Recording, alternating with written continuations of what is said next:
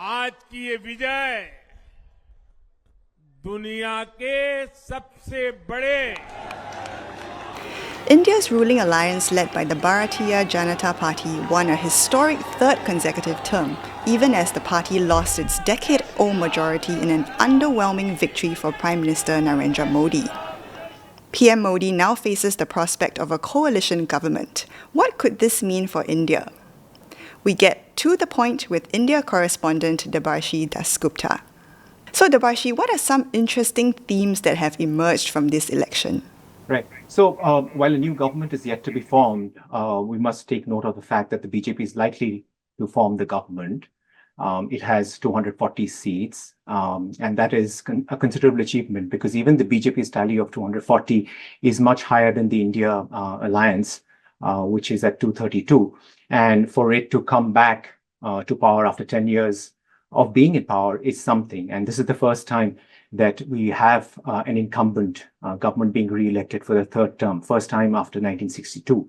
But it's worth noting that Mr. Modi and his party have lost considerable ground, especially given that many considered this election to be an uneven one, with this government commanding far greater resources, whether it's financial or whether it is, the state institutions that were accused of going after opposition leaders. So in that context, for the India grouping to claw back this far and defy all exit poll projections is certainly telling us something of being, there is widespread discontent among voters. And some of these key issues include, for example, concentration of power in Mr. Modi. Mr. Modi was accused of concentrating a lot of his power in his hands and in the central government. So these elections show that the local factors are also important.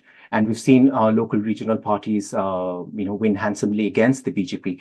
Then I think another key focus and theme that has emerged is a rejection of some of the incendiary rhetoric and constant Muslim bashing that we saw by the BJP during the election phase.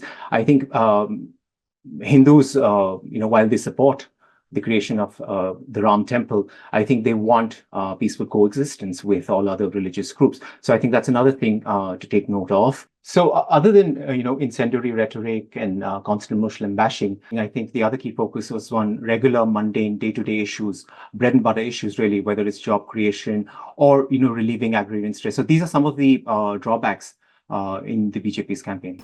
And Debarshi, how will this election's results affect the Hindu nationalist agenda that PM Modi has been pushing for?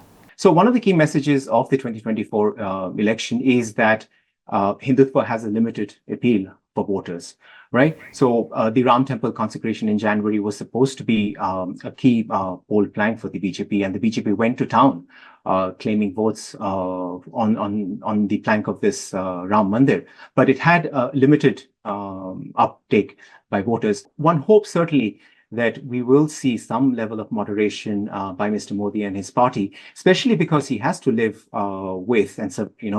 with coalition partners. His survival depends on coalition partners who may not always see eye to eye or with some of the incendiary rhetoric from his party as far as minorities are concerned, especially Muslims. And this is the first time PM Modi will be working with a coalition. So who will he look to join this coalition? And how do you think this might play out? He has no choice. He has to work with coalition partners because his survival depends on it. He's not really known for being someone who can work in a coalition. As I said, he's been accused of amassing power in his hands. And in fact, he's lost many allies in his NDA because of some of his policies and working style. So he will have to work principally with two key allies. One is the Telugu Desam Party from Andhra Pradesh, which has 16 seats, and the Janata Dal United, which has 12 seats from Bihar. But it's important to remember that these are two very unpredictable groups and political parties. They've both in the past been part of the Congress-led grouping. And in fact, Janata Dal United made that switch to the National Democratic Alliance, which is led by the BJP as late as January this year. So, and these parties in return for their support will clearly be looking for their pound of flesh. This includes, funds for the states that they govern, Bihar and Andhra Pradesh, as well as greater role nationally, including ministerial berths. And Nitish Kumar, who leads the Janata Dal United, many people believe that he has had prime ministerial ambitions. So, who knows, maybe a deputy prime minister role.